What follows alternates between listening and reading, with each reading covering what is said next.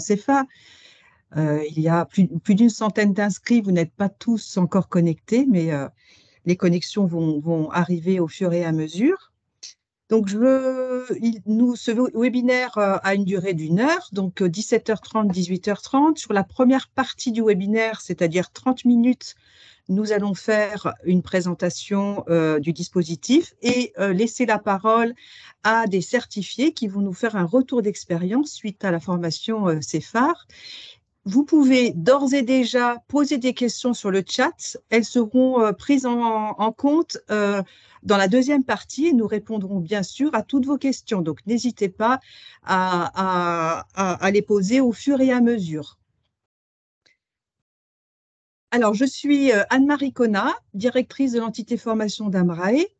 Aujourd'hui, je suis avec François Baume et Dan Shelley, qui vont présenter le dispositif CEFAR à mes côtés. Donc, François Baume est membre du COMEX Amrae. Il est il est président du comité formation et président du jury CEFAR. Dan Shelley, qui est un des piliers de notre dispositif CEFAR, qui l'anime depuis un certain nombre d'années, qui connaît bien parce qu'il est aussi membre du jury, et donc qui va présenter à mes côtés le dispositif pédagogique. Le diaporama, s'il vous plaît.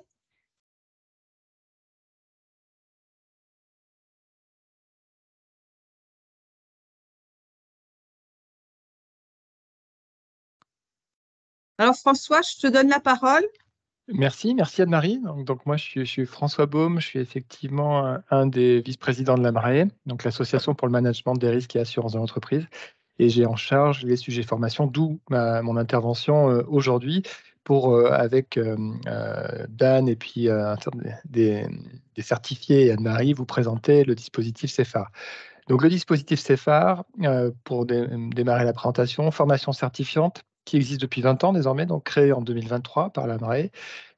C'est une formation de référence sur les sujets des risques, de leur identification, de leur gestion, de leur financement également, enregistrée au registre France Compétences. Et aujourd'hui, 20 ans après le lancement, le CEFAR a déjà plus de 240 certifiés avec l'année dernière, pour la dernière promotion, un taux de réussite de 91%. Donc là, aujourd'hui, on va vous présenter ce dispositif qui est en vue de susciter des vocations pour vous inscrire à la prochaine rentrée qui aura lieu le 15 mai 2023. Alors, il y aura aussi des sessions postérieures, mais la prochaine sera pour le 15 mai 2023. Donc cette formation, vous voyez le petit logo bleu en haut à droite, et ça c'est assez important. Elle est éligible à mon compte formation, qui est le dispositif gouvernemental qui vous permet d'utiliser votre compte formation, qui est incrémenté par votre travail, on va dire, pour financer diverses formations, dont celle-ci, si jamais vous le souhaitez. Donc voilà pour la première description de la formation. Je vais céder la parole à Dan Shelley, qui va vous détailler un petit peu plus le dispositif pédagogique, donc le contenu de la dite formation. Dan ? Oui, bonjour à tous. Alors, le propre du CEFAR, en fait, c'est une formation qui vous permet d'avoir une vision à 360 degrés, quelque part, de la gestion des risques et d'appréhender des situations de risque, des événements, des incidents avec justement cette vision à 360 degrés. Ce que vous avez là présenté sur la slide, c'est les grandes thématiques du programme qui commencent par concevoir la politique générale du management des risques. Derrière, vous avez des questions sur l'appétence au risque, sur la stratégie en termes de gestion des risques, etc. Vous avez toute la partie planifier le management des risques, où on aborde des sujets comme la norme ISO 31000, le COSO, pas mal de références quelque part qui sont utiles pour bien appréhender le process de management des risques. Toute la démarche d'identifier et maîtriser le risque qui comprend notamment, et c'est un des gros bouts avec des mises en situation qui sont la cartographie des risques, la réalisation de la cartographie des risques, tout simplement. Élaborer la stratégie de financement du risque, où ça va de programmes de financement du risque, de programmes d'assurance internationaux jusqu'aux captives. Tout ce qui est gérer la crise et la continuité d'activité, et également le traitement des risques de façon plus globale. Et puis, vous avez tout un volet qui tourne autour de plus d'éléments de savoir-être, de communication. Comment animer, faire un compte-rendu synthétique du dispositif global de management des risques. Vous avez des mises en situation de présentation COMEX, dont on parlera un petit peu plus tard, de simuler quelque part une présentation de votre dispositif, ou en tout cas de votre intention au sein d'un COMEX. Du coup, ces différents modules, bien sûr, chacun de ces éléments-là sont largement détaillés, mais chacun de ces modules en fait recouvre différents éléments dans lesquels vous pouvez piocher en fonction de votre situation, de votre position au sein d'une entreprise en termes de gestion des risques. Donc, c'est vraiment une approche à 360 degrés. Merci Anne-Marie pour être passée au slide suivant. Donc, ce dispositif, comme je l'évoquais, il y a une session par an. Donc, pour 2023, cette session va démarrer le 15 mai. Elle va s'étaler sur 7 mois pour finir le 17 novembre 2023. Et entre le 15 mai et le 17 novembre, il va y avoir 6 séminaires cumulant au global 20 jours de formation. C'est un programme qui est assez dense. Cette formation, ces 20 jours, ils vont être animés par différents intervenants. Donc, on a une équipe de 24 intervenants différents qui sont des experts de certains des sujets et qui viennent partager leur expérience, partager leur vision des choses et leurs connaissances. Donc là, vous avez la liste des différents profils. Donc, il y a des gens qui sont plus à même de partager une expérience et une expertise sur des sujets assurantiels, d'autres sur des sujets de cartographie des risques, d'autres encore sur la gestion de crise, certains sur des problématiques de continuité d'activité, des zooms sur le cyber. Donc, c'est très varié. Et au global, ça s'adresse à une formation extrêmement dense, avec en plus l'accompagnement par des tuteurs professionnels. Donc, c'est des tuteurs professionnels en charge de certaines activités de gestion des risques dans leur organisation, que ce soit des risk managers en entreprise comme moi, que ce soit des consultants spécialisés dans la matière. C'est des gens qui ont tous une expertise spécifique en matière de gestion des risques. In fine, à la fin des fins, il y a, et on va détailler un peu ça tout à l'heure, il y a un jury qui se réunit, jury composé de professionnels du management des risques, de nouveau pas forcément les mêmes que les tuteurs, mais parfois ça peut être les mêmes personnes, et également de représentants du monde universitaire. Donc ce jury, il est composé de 6 personnes, 6 membres. C'est moi qui le préside, qui l'ai présidé l'année dernière, qui l'ai présidé cette année. Et ce jury, en fait, il va se positionner sur la présentation d'un cas, et on va y revenir tout à l'heure, pas d'un cas, pardon, d'un mémoire qui va être transmis à l'écrit, et ensuite soutenu par le candidat à l'oral, et qui vient contribuer à l'évaluation finale. Au global, du programme CEFAR, 2 facteurs nous semblent importants et assez différenciants par rapport à d'autres types de formations. C'est la logique de pédagogie interactive qui a été mise en place depuis le début. Alors, l'interactivité, il y a 20 ans, elle est un peu différente de celle qu'on peut faire maintenant avec les moyens modernes dont on dispose. Et c'est un fil rouge qui se retrouve depuis le début de la formation, et également une approche très opérationnelle avec un cas fil rouge qui va vous accompagner tout au long de la formation et qui permet de voir différentes mises en situation et permettre ensuite de nourrir sa réflexion personnelle, forcément, vis-à-vis de la gestion des risques au global. Et à la fin des fins, il y a ce fameux mémoire professionnel sur un sujet choisi avec les tuteurs, et qui ensuite va être rédigé par le candidat et présenté devant le jury pour une soutenance avec une séance de questions-réponses également. Et donc, on aura aussi des témoignages sur la façon dont tout ça se passe. Donc, Anne-Marie, je pense qu'on peut passer. Ouais, pardon, Mathilde. Juste pour préciser, non, si tu peux revenir sur la slide oui, merci.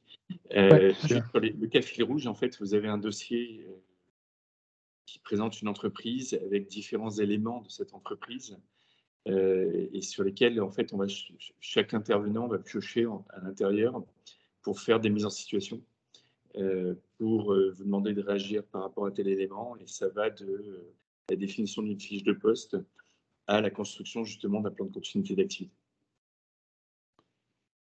Si on peut passer à la slide suivante, je voulais juste revenir sur un point. François en a parlé, donc vous avez différents intervenants avec des profils vraiment très, très variés qui interviennent soit de façon globale sur la gestion des risques dans leur entreprise ou pour le compte de clients, mais également des personnes qui sont vraiment pointues sur des domaines particuliers. François parlait des aspects de cybersécurité, par exemple, ou ça peut être la supply chain, toute la chaîne d'alimentation d'un process. Et vous avez également une coach professionnelle qui intervient sur tous les sujets de savoir-être, et également une chasseuse de tête qui recrute des risk managers, qui va intervenir dans le programme pour justement voir quelles sont les compétences qui peuvent intéresser le monde du risk management sur des fiches de poste, sur des profils, que ce soit dans le cadre de je suis recruteur ou je cherche à être recruté. Également l'aspect comment valoriser votre certification au sein de votre organisation.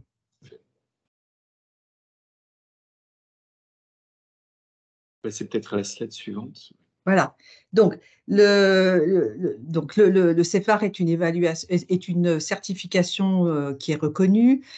Il y a évidemment des évaluations certificatives qui sont proposées. Il y en a 3 types. La première évaluation, ce sont des évaluations qui se font pendant le parcours de formation. Plutôt des mises en situation. Dan Shelley parlait du cas fil rouge. Il est souvent utilisé pour ces évaluations. Et il y a des études de cas, des exercices pratiques. Il y a également un jeu de rôle qui est très important que l'on appelle le cas COMEX. Donc, devant 2 membres du jury, le participant a pour mission de valoriser son projet, de le présenter à des membres du COMEX parce que les membres du jury ont ce rôle-là au sein de ce jeu de rôle. Et nous avons la dernière composante qui a déjà été évoquée par François, c'est le mémoire professionnel. Donc, il y a l'écrit et l'oral. Donc, les évaluations en cours de formation pèsent 25% de la note globale, le cas COMEX 20%, et vous voyez sur le mémoire professionnel, qui est un point extrêmement important, nous avons 55% de la note. Donc, le candidat doit avoir au moins 8 à l'écrit du mémoire, sinon c'est éliminatoire, et il obtient la certification à 10 sur 20. Alors, comment candidater? C'est souvent la question que l'on nous pose. Donc, vous avez la possibilité il nous faut un dossier de candidature, donc le dépôt de candidature. Donc, le dossier de candidature est téléchargeable sur le site internet d'Amrail Formation. Vous le complétez, vous l'accompagnez d'un CV. Ces documents sont étudiés par un comité. Et ensuite, je réalise un entretien avec vous pour connaître vos motivations, échanger sur votre expérience et votre projet professionnel. Celui-ci doit être en cohérence avec le CEFA et les compétences qui sont définies dans ce parcours de formation. Si votre candidature est retenue, vous recevez un mail vous indiquant que vous êtes admis et celui-ci est accompagné d'un bulletin d'inscription. Votre inscription est validée une fois le formulaire reçu. Donc, vous l'avez compris, la prochaine rentrée est le 15 mai. La date limite du dépôt de dossier est le 20 avril 2023. Donc, comme le disait François, il y a une seule session par an. La session 2024 aura lieu en avril prochain.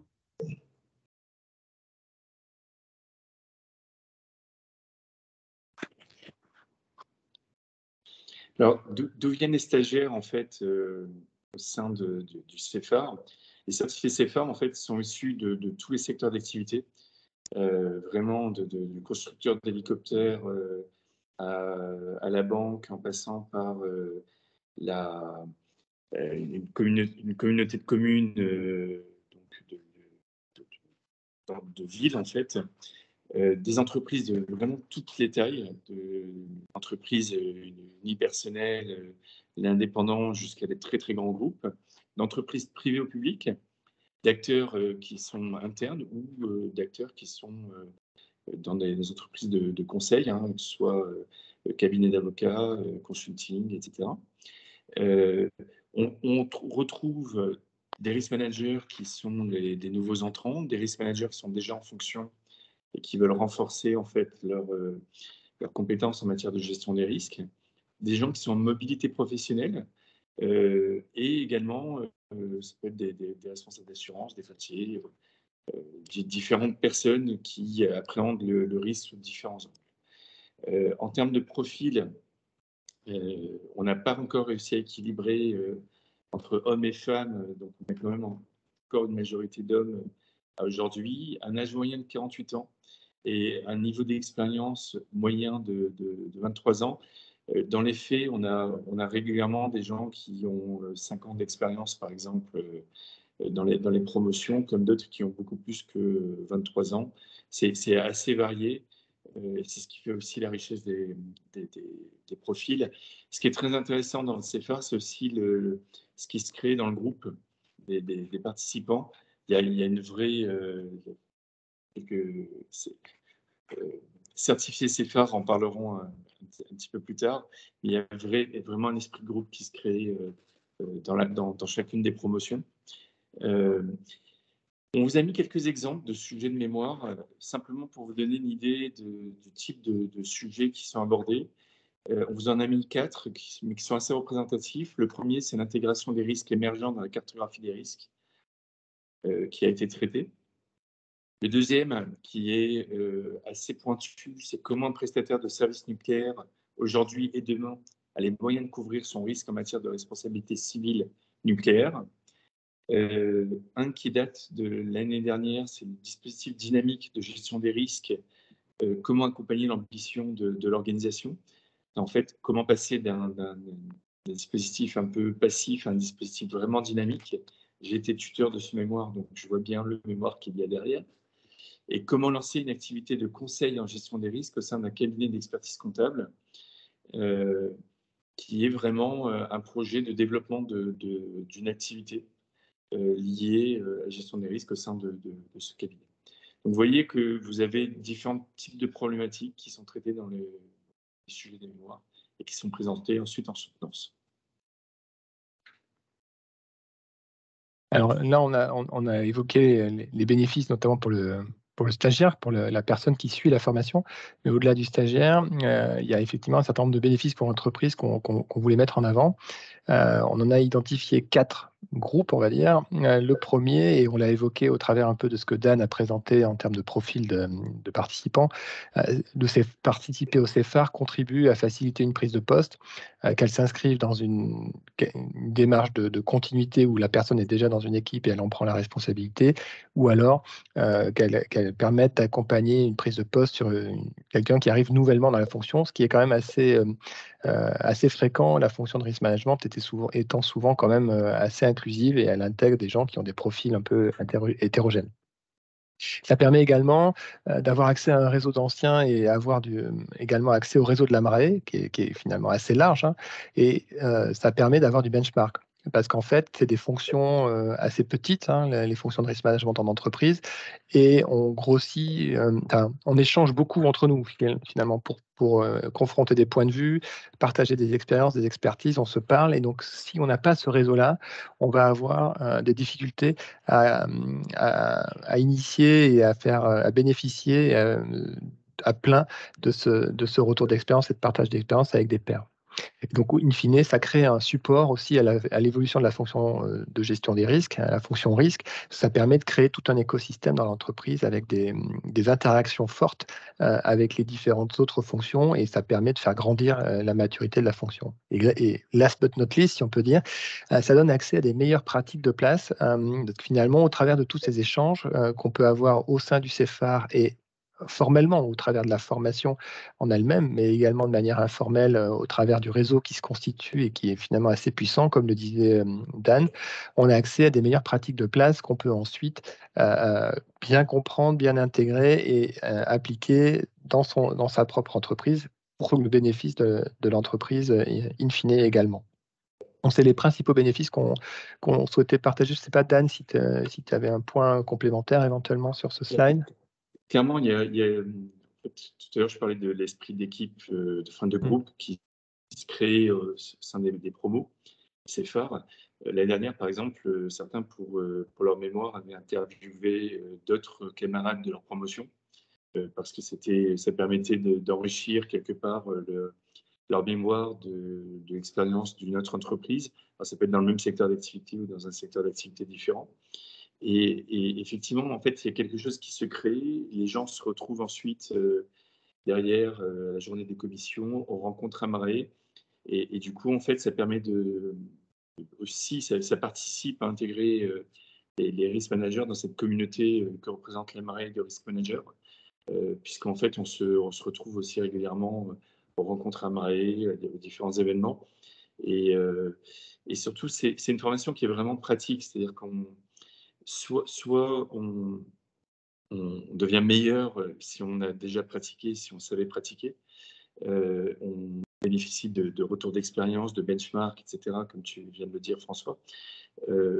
Soit en fait, on découvre des sujets qu'on ne connaissait pas. Il y en a beaucoup qui découvrent, par exemple, le sujet des captifs, et certains ensuite diligentent dans leur entreprise le fait de, tiens, est-ce que ça vaut le coup de monter une captive dans notre entreprise demain. Ça a un vrai attrait aussi là-dessus. Ça permet de découvrir des outils de traitement des risques, des leviers qu'on peut activer en termes de gestion des risques, qu'on n'avait pas forcément à l'esprit, qu'on n'avait pas forcément en tête, ou du moins dont on ne maîtrisait pas forcément l'ensemble des contours.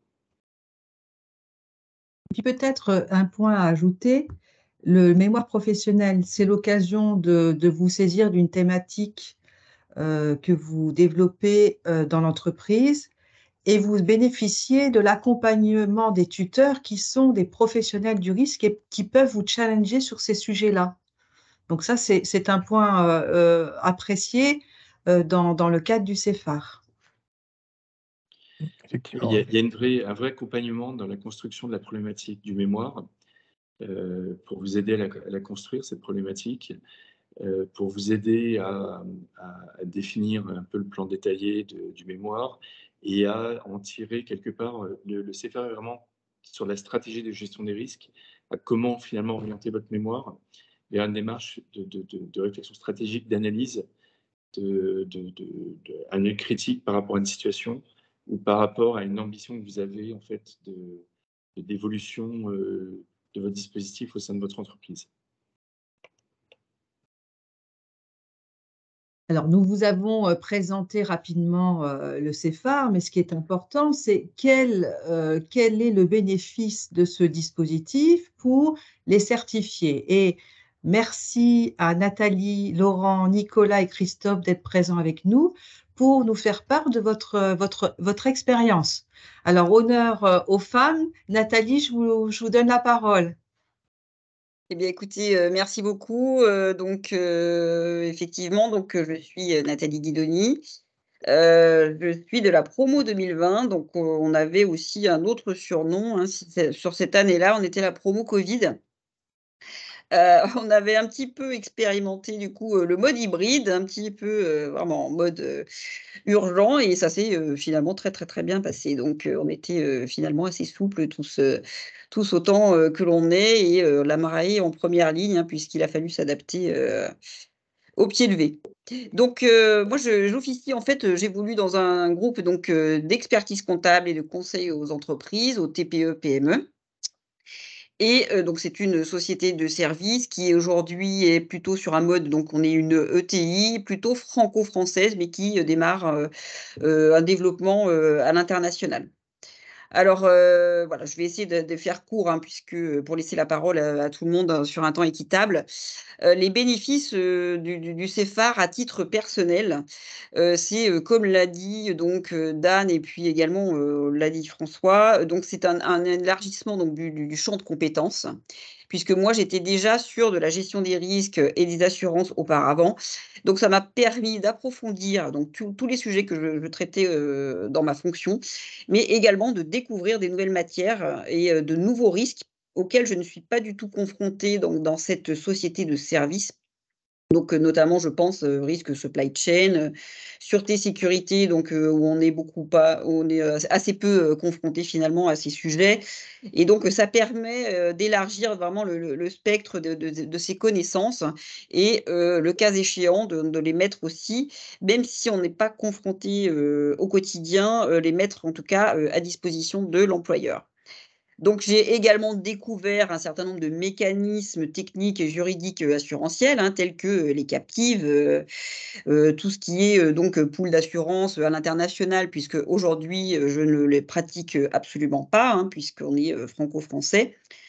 Et voilà, ça m'a permis d'avoir, également au sein du groupe, hein, donc de la promo, donc d'avoir des échanges, riches, avec, mes collègues, hein, puisqu'on venait, d'univers, divers et variés, mais également des très riches échanges avec tous les intervenants qui sont, eux également donc, d'univers très divers et avec une expérience, terrain qui est, très intéressante. En tout cas, les échanges étaient vraiment, intéressants, d'avoir des retours terrain, voir vraiment comment, la vie réelle se déroule dans d'autres, univers que le sien. Alors, suite donc, au diplôme CEFAR, j'ai réussi effectivement à évoluer dans ma fonction puisque j'étais auparavant manager. Je suis désormais directrice, risque et assurance, donc j'ai eu cette promotion, interne et également et surtout, ça m'a permis de légitimer cette fonction, puisque, c'est vraiment un défi au quotidien dans une société de services de convaincre de l'utilité et de la nécessité, d'avoir un dispositif de gestion des risques. Donc ça m'a permis de légitimer cette fonction.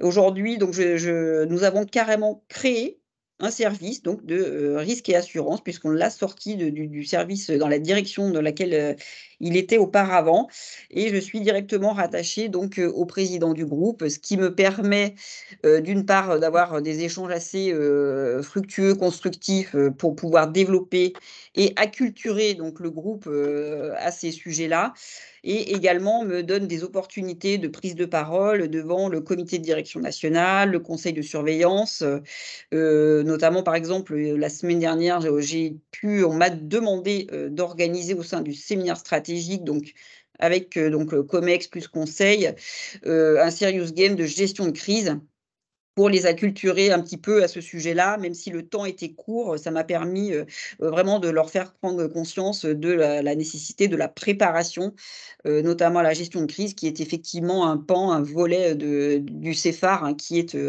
abordé, dans son ensemble. Voilà et donc pour la société, si pour conclure, donc les bénéfices, hein, sont vraiment, d'apporter des matières nouvelles que personne ne propose au sein du groupe aujourd'hui et des sujets nouveaux, de faire de la veille et d'apporter de la connaissance, sur toutes les évolutions, de nos sujets, en tout cas à la direction générale. Voilà, je conclurai là-dessus pour laisser, la parole, à mes collègues. Merci beaucoup, Nathalie, pour ce témoignage. Laurent, il est dans sa voiture. Est-ce que... Ah, Bonjour à tous. Si tu veux, Anne-Marie, je prends la suite de manière assez courte. Donc, bonjour à tous. Donc, moi, je faisais partie de la promotion 2021, si ma mémoire est bonne, Anne-Marie. Voilà, je vais essayer de répondre aussi aux questions que j'ai pu apercevoir sur le chat. Et donc, on était une promotion d'environ 13 à 15 personnes. Voilà, et pour illustrer ce que disait Dan, il y avait en effet une très, très bonne entente entre les différentes personnes, ce qui nous a permis aussi de nous challenger pendant la formation. Donc ça, c'était vraiment un plus.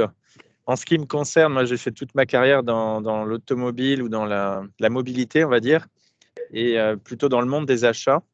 Et je suis arrivé en fait dans la gestion des risques il y a 2 ans, au moment où en fait j'ai cherché une formation pour accompagner cette prise de poste. Et pour moi, le ZEFAR correspondait finalement à mon besoin. J'avais peu d'expérience dans les risques, j'étais plutôt opérationnel.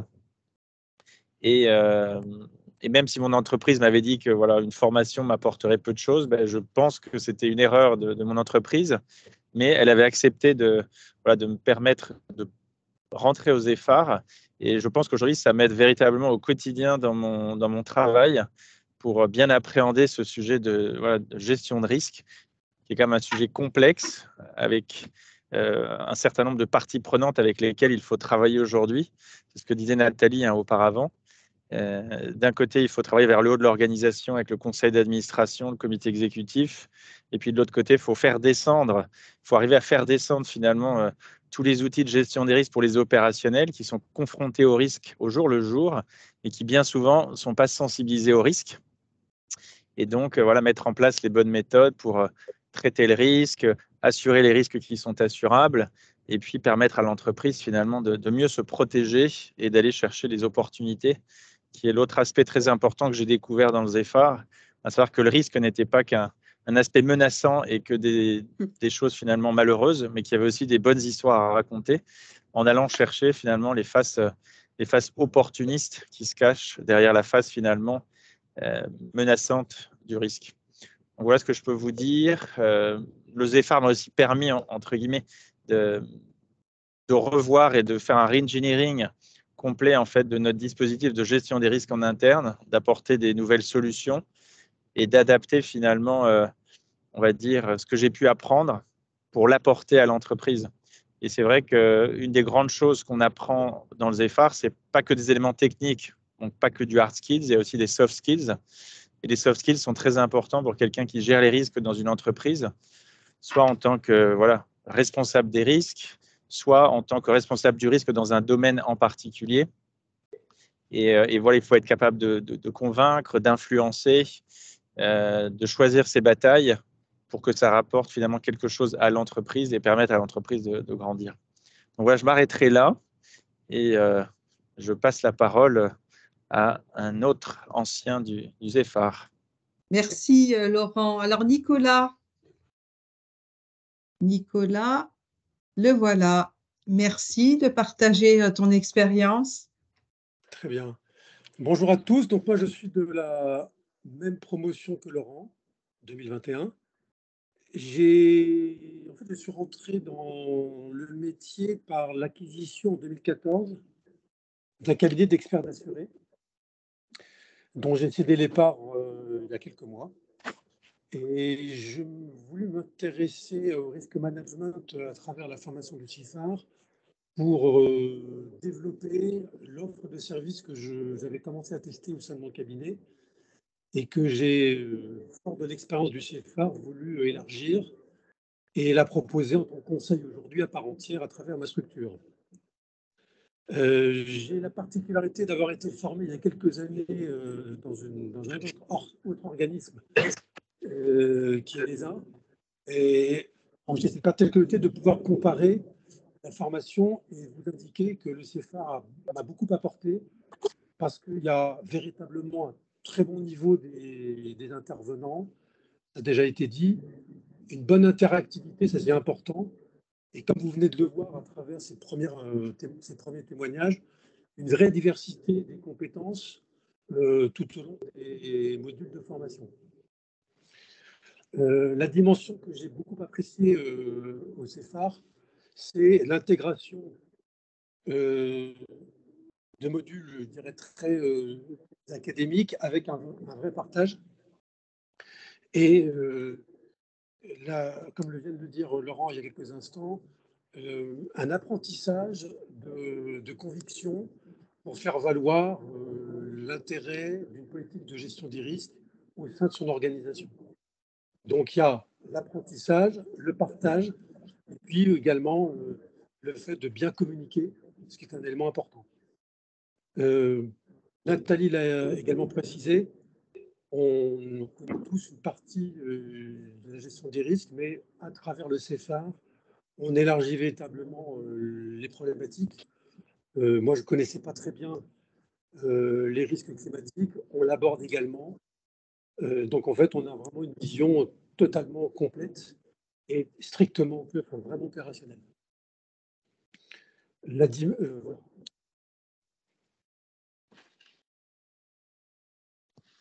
Voilà, donc très, très satisfait d'avoir partagé avec mes collègues 7 mois. Et d'ailleurs, on continue à régulièrement échanger pour partager l'évolution de nos métiers, de nos expériences, et puis de le faire également avec d'autres confrères à travers notamment les rencontres de la... Merci. Merci Nicolas pour ce retour d'expérience. Christophe, Oui, bonjour à promotion toutes et à tous. 2022, le plus jeune. Oui, le plus jeune par la promotion, par là, j'en suis beaucoup moins sûr.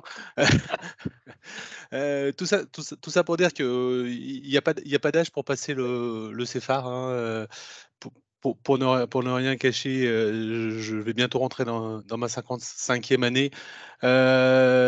Donc voilà, avec une expérience de plus de 15 ans en contrôle risque dans un organisme paritaire. Ça rebondit à ce que disait Dan. Hein, on n'a pas besoin d'être.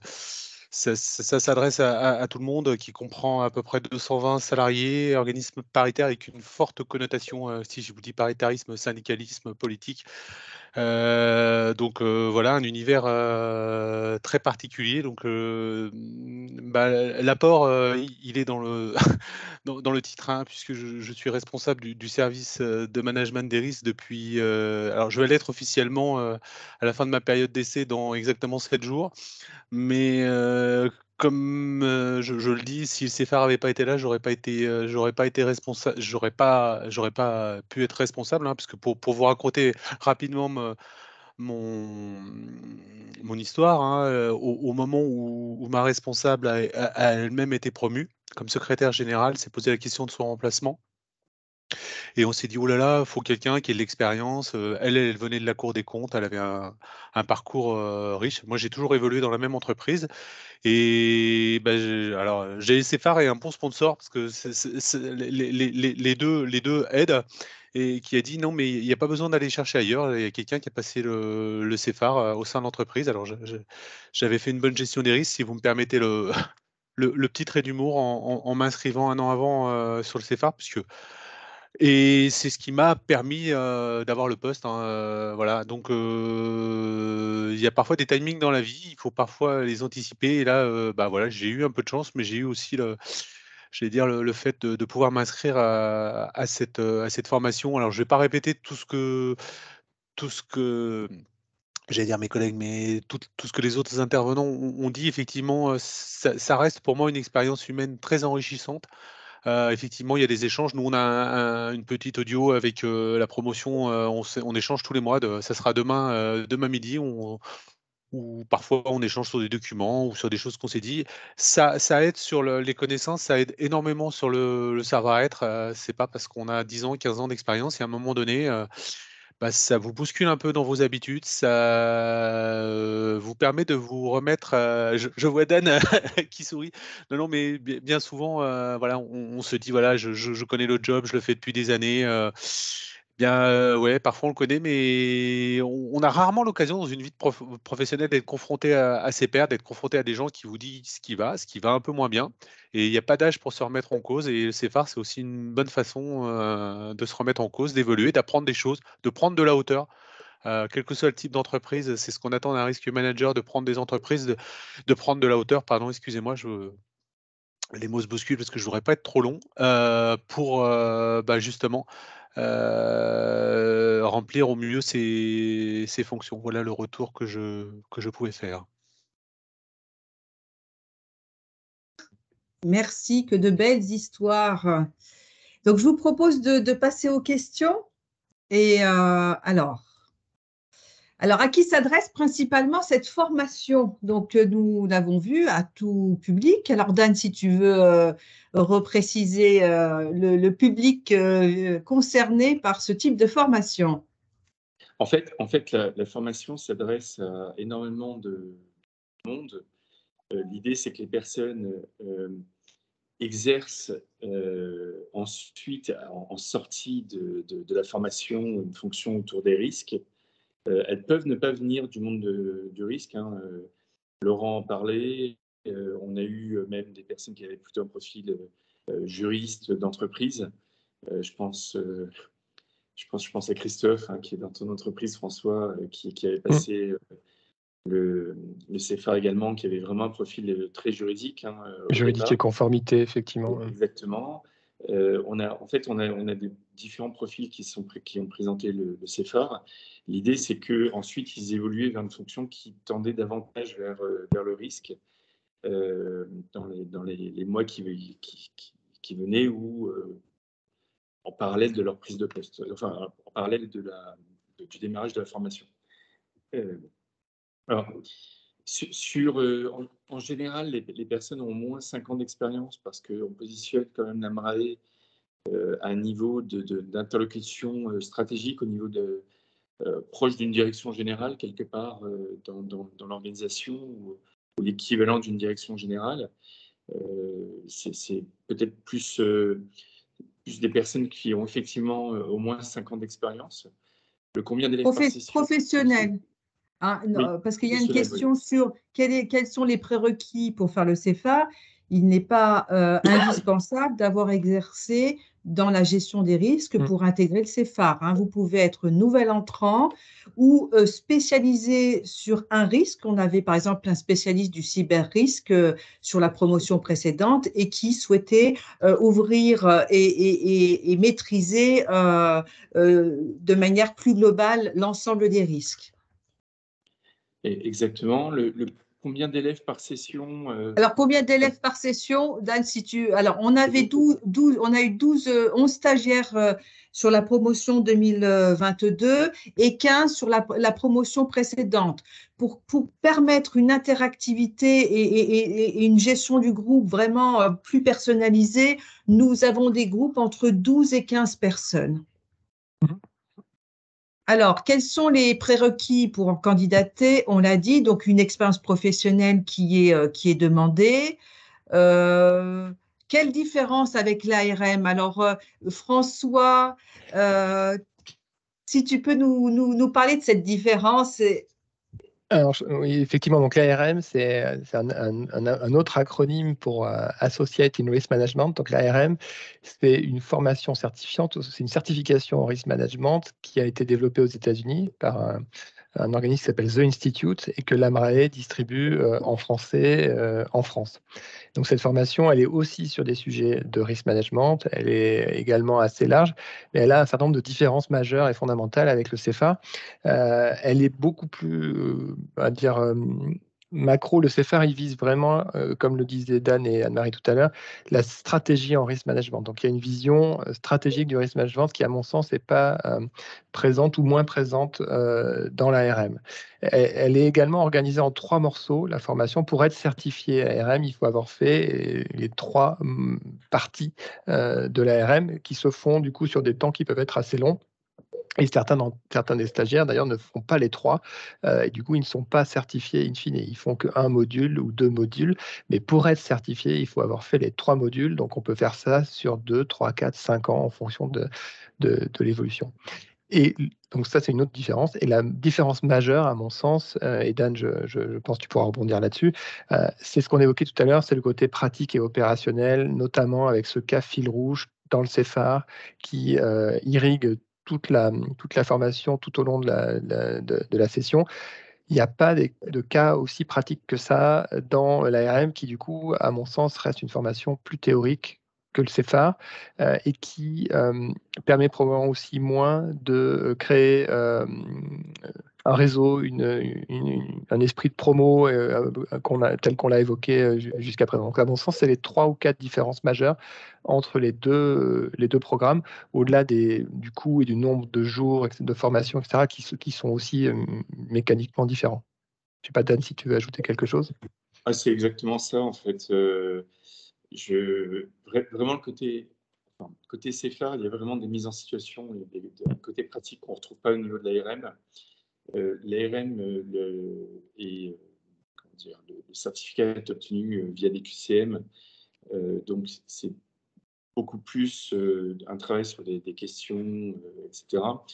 Là où, ne serait-ce qu'au niveau du CFA, vous avez le cas COMEX, vous avez le fait de travailler sur des risques dans le cadre d'une cartographie, vous avez le mémoire, la présentation en mémoire. En fait, vous avez pas mal d'éléments qui vous mettent en situation, qui permettent de mettre réellement en situation aussi de présentation à un niveau de direction générale, d'être challengé par ses pairs, d'améliorer sa prise de parole en public. D'ailleurs, bravo aux 4, on voit les belles avancées en la matière sur vos interventions. Et quelque part, en fait, cette présentation, ces présentations qui sont réalisées concrètement sur des choses où on vous demande une vraie réflexion puissante, avec des questions qui peuvent être pointues, etc., vous avez quelque chose que vous n'avez clairement pas au niveau de l'ARM. Laurent, je crois que tu voulais ajouter. Oui. Ouais, je peux peut-être illustrer en tant qu'ancien de la promotion. Moi, je m'étais posé la question au début, puisque j'avais vu les 2 offres que l'AMRAE dispense. Et en fait, alors c'est purement personnel, mais par rapport à mon besoin, c'était vraiment cette vision à 360 qui m'intéressait. La charge de travail qui était déjà lourde, et il y a 20 jours sur le ZEFAR, et il y en a beaucoup plus sur l'ARM. Et puis, il y avait cette notion de budget. Mais au final, ça correspondait vraiment à mon besoin d'être plus sur quelque chose de pratique qui m'a permis de rentrer dans le métier plutôt que d'être un technicien pur de la gestion de risque qui s'adresse peut-être à des gens qui ont un besoin différent quelque part. L'ARM, c'est 36 jours de formation sur 3 modules. Il y a 12 jours par module. Voilà, pour donner des précisions. Alors, il y a une question sur le coût de la formation. Alors, AMRAE Formation propose des tarifs préférentiels aux adhérents. Donc, le tarif pour les 20 jours de formation est de 9 766 € pour les adhérents et de 10 940 € pour les non-adhérents. Et il est souvent, les personnes qui veulent faire le CFA prennent souvent leur adhésion et voient tout l'intérêt ensuite d'intégrer un réseau et d'échanger avec des pairs hors session de formation. Alors, cette formation, comme il a été précisé, est éligible au CPF, mais ce n'est pas uniquement la seule voie pour financer ces formations. Les plans de développement de compétences ou plans de formation des entreprises financent largement le CPF. Nous avons quelques personnes qui financent sur leurs fonds propres. Cette formation est aussi pour les personnes qui sont demandeurs d'emploi et qui peuvent avoir des financements de leur Pôle emploi. Donc, nous avons la possibilité d'échanger avec vous sur les différentes modalités de financement. Alors, une question. Alors oui, vous pourrez recevoir copie de la présentation en PDF. Donc, il y a une question. Un responsable HSE Group a-t-il intérêt à faire cette formation? Si oui, quels sont-ils? Alors, moi, je veux bien. Vas-y, Dan. Vas-y. Non, je voulais juste, s'il souhaite évoluer, ouvrir son champ de vision sur la gestion des risques et peut-être demain traiter d'autres sujets que la HSE, oui, ça a clairement du sens. Vas-y, François. Non, mais c'était un peu la même réponse parce qu'effectivement, le HSE, donc hygiène, santé, environnement, c'est des sujets qui sont assez connexes avec la gestion des risques de manière générale. Moi, par exemple, je suis aussi responsable de HSE pour le groupe. Du coup, il y a un intérêt parce que il y a une communauté de sujets et la formation pourra être intéressante effectivement pour ouvrir la perspective, éventuellement prendre des responsabilités complémentaires ou à minima interagir d'une manière plus efficace avec les équipes en charge de la gestion des risques et également des assurances. Ça peut avoir vraiment du sens pour un ou une responsable HSE de s'investir dans le CFAR dans ce contexte-là. Je ne sais pas, Laurent, tu as levé la main, tu voulais... Oui, je pouvais aussi donner un point d'illustration si vous le souhaitez. Et en particulier, c'est un exemple, hein, je vais parler pour mon entreprise, mais quand je suis allé la première fois voir l'équipe HSE qui se réunit généralement tous les mois, je pensais ne pas avoir grand-chose à leur apprendre. Parce que pour moi, voilà, je me dis la HSE est quand même très en avance. Mais en fait, c'est des gens qui sont très spécialistes de leur domaine, mais ils n'auront pas la vision en fait complète du risque. Et il y avait des confusions qu'ils avaient. Et en fait, j'ai vraiment pu les aider je les ai sensibilisés à ce sujet de risque qu'ils connaissaient bien, mais en leur donnant une vision beaucoup plus macro que celle qu'ils n'avaient uniquement sur la partie HSE. Et je pense que ça, c'était bien. Typiquement, on est en train de finir leur cartographie des risques HSE, chose qu'ils n'avaient jamais fait. Donc voilà, ça a permis aussi d'apporter quelque chose grâce au CFAR. Et qu'est-ce que je pourrais dire d'autre? C'est déjà beaucoup, quoi. La cartographie n'existait pas, maintenant on va l'avoir, quoi. C'est plutôt bien. Alors, une question sur donc le niveau d'études minimum. Donc, il n'y a pas de niveau d'études minimum. Ce que nous regardons, c'est le nombre d'années d'expérience professionnelle. Mais au global, hein, donc du coup, Au y global. compris dans des expériences totalement différentes. Merci pour cette précision, François. Anne-Marie, il faut peut-être oui. faut peut-être aussi préciser qu'il faut savoir lire et écrire, ça peut servir. Mais je pense que... Et parler aussi. Et parler, voilà. Hein, tu ça peut parlais être un du risque, savoir-être voilà. tout à l'heure, donc. Exactement. C'est un risque à gérer pour la sélection, justement. Voilà. Ça, je le vérifie au moment de l'entretien téléphonique. Alors, avez-vous des certifiés ARM qui ont passé le CFAR? Dan, toi qui connais les deux dispositifs, puisque tu interviens sur l'ARM et le CFAR, est-ce que nous avons des personnes qui ont la double certification? Alors, pas de ma connaissance. Je pense pas, mais par contre, typiquement, j'ai quelqu'un de mon équipe qui est qui a passé le ARM 54, le 55 et qui est en cours du 56. Et dans mes échanges avec elle, je disais que ça aurait du sens, peut-être dans 3-4 ans, de passer le CFAR. C'est-à-dire qu'elle aura le recul. C'est une jeune manager qui est dans mon équipe. Là, aujourd'hui, elle est en train d'acquérir à travers l'ARM différents outils, soit le financement des risques, etc. Par contre, comment les utiliser dans le cadre d'une stratégie de gestion des risques, comment arbitrer entre tel outil plutôt qu'un autre, tous ces éléments-là, elle ne les aura pas forcément via l'ARM. Elle aura plus une mise en cohérence de l'ensemble dans le cadre du CFAR et ça peut avoir du sens, on va dire, avec une prise de recul d'ensuite postuler pour passer le CFAR. Donc pour préciser, on a des certifiés ARM et CFAR. C'est plutôt dans ce sens-là d'ailleurs que les choses se font, tout comme ce que vient de décrire Dan concernant l'une de ses collaboratrices.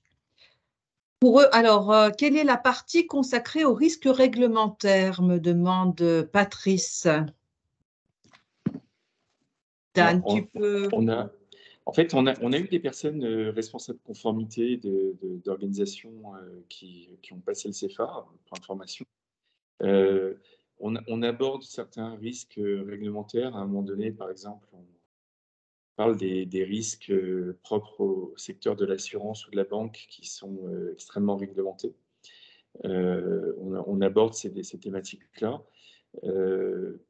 Il y a certains cas où, typiquement, quand on parle de plan de continuité d'activité, ce sont des sujets qui sont très réglementés dans certains secteurs d'activité.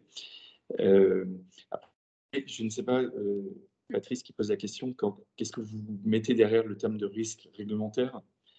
Est-ce que c'est uniquement les risques liés à la conformité réglementaire ou est-ce que ce sont l'ensemble des risques sur lesquels porte une réglementation? Parce que typiquement, la HSE, d'autres éléments, il y a une réglementation qui est derrière. Je ne sais pas si vous voulez préciser, Patrice. Laurent a peut-être. Laurent lève la main. Je sais qu'on a créé un risque d'évolution réglementaire chez nous. Et du coup, je pense que c'est vrai que les cadres évoluent en fonction des secteurs d'activité, du moment. Et c'est vrai qu'aujourd'hui, le sujet du climat, par exemple, de la transition climatique appelle des changements de taxonomie, notamment en Europe. J'imagine que c'est peut-être à ça que fait miroir en fait la question. Et c'est vrai que le ZEFAR n'a pas vocation à faire des spécialistes de chacun des risques, mais plutôt à permettre aux gens de comprendre quelles sont les grandes familles de risques. Et après, c'est à chacun finalement d'aller creuser le sujet pour devenir plus spécialiste de tel ou tel contexte ou domaine. Nicolas, on aborde par exemple les risques éthiques, les problématiques de conflits d'intérêts, etc. Lapin 2. Oui. Nicolas. Ouais, pour compléter ce que vient de préciser Laurent, l'AMRAE permet d'avoir accès à des modules de formation complémentaires. Moi, j'ai eu le plaisir d'avoir une formation sur la cybersécurité et tout récemment sur les risques climatiques. Donc, c'est vrai que quand on veut se spécialiser ou avoir un zoom, l'AMRAE permet de rebondir sur cette formation généraliste de qualité.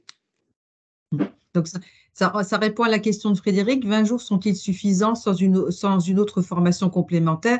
On ouvre différents sujets. Après, nous avons la chance à AMRAE Formation d'avoir une offre de formation thématique courte qui permet de venir vous apporter des compléments à la formation CEFAR ou d'ouvrir d'autres domaines de compétences. Alors, pour les dates, alors il n'y a qu'une date. Alors, Nadi pose une question. Il y a une seule session par an. J'ai indiqué que la date de dépôt de dossier est le 20 avril. On peut regarder ensemble. Je vous invite à échanger. On peut regarder ensemble et voir quels sont les délais qu'on peut vous accorder pour vous permettre de compléter votre dossier de candidature pour la session du 15 mai. Alors, une autre question, ah oui, alors là, c'était sur les risques réglementaires. Donc, Patrice nous a donné des compléments. Mon point est que les inspections DREAL, inspection du travail, etc., mesurent la différence avec les réglementations et la situation, donc amende, pénalité. Oui, et là, le programme ne va pas répondre précisément à cette question, va pas vous permettre de répondre précisément à cette question. Et par contre, comme le mentionnaient Dan et Laurent, ça donne une perspective générale qui vous permet de définir des clés de réponse pour mettre en place une démarche pour répondre à cette question. Donc là, c'est vraiment un peu trop spécifique comme point pour être traité directement dans le cours du programme. Je ne sais pas, Nicolas, tu as levé la main si tu voulais compléter. Oui, en fait, à la limite, je dirais, s'il y a une thématique qui intéresse un des stagiaires, le CEFAR et le fait de se voir 6-7 fois au cours de la formation permet d'en parler avec des collègues ou tout simplement avec les intervenants. Donc, il y a des points qui peuvent être appréhendés dans le cadre de la formation, mais c'est vrai que ce n'est pas un point qui occupe toute une journée de formation. Par contre, juste, Christophe, juste pour compléter, en fait, si vous vous intéressez plus particulièrement à un risque, vous pouvez tourner votre mémoire autour de ce risque et du coup être accompagné par votre tuteur pour vous aider à creuser sur ce risque pris dans le contexte de votre entreprise. Travailler avec lui, être challengé par un professionnel du risque qui ne sera pas forcément un professionnel de ce sujet-là précisément, mais qui vous aidera à tirer la meilleure version de vous-même, entre guillemets, dans le cadre de la réalisation de ce mémoire. Et ça vous permettra d'approfondir ce risque, si ce risque en particulier vous tient à cœur. Christophe, tu voulais ajouter quelque chose? Oui, je voulais juste faire un petit complément et qui fait écho aussi à ce qu'a dit Nathalie quand elle a fait sa présentation, c'est même si on a des présentations sur des risques qui ne nous concernent pas directement ou qu'on n'aura pas à traiter, ce qui est intéressant, c'est à travers le CEFAR, c'est justement cette méthodologie, cette approche qui peut permettre d'appréhender après d'autres façons. C'est au-delà de la connaissance, c'est la méthodologie et l'approche et la prise de hauteur qu'on peut avoir et qui s'applique après dans d'autres domaines. Tout à fait, merci. Alors, combien y a-t-il de places encore sur la session qui ouvre le 15 mai. 4 places, donc je vous invite à candidater rapidement.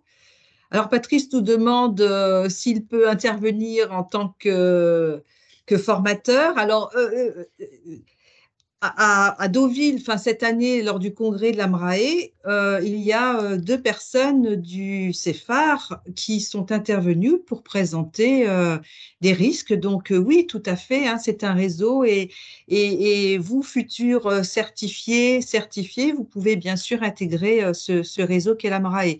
Alors, existe-t-il correspondance entre les formations AMRAE suivies permettant de raccourcir la durée de cette formation? Alors, il n'y a pas d'équivalence aujourd'hui. La durée de formation est de 20 jours.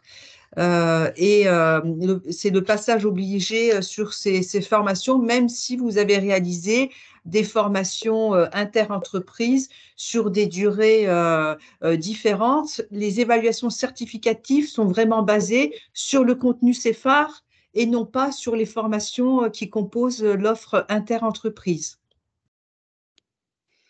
Nous arrivons, il est 18h33, on a dépassé de 3 minutes.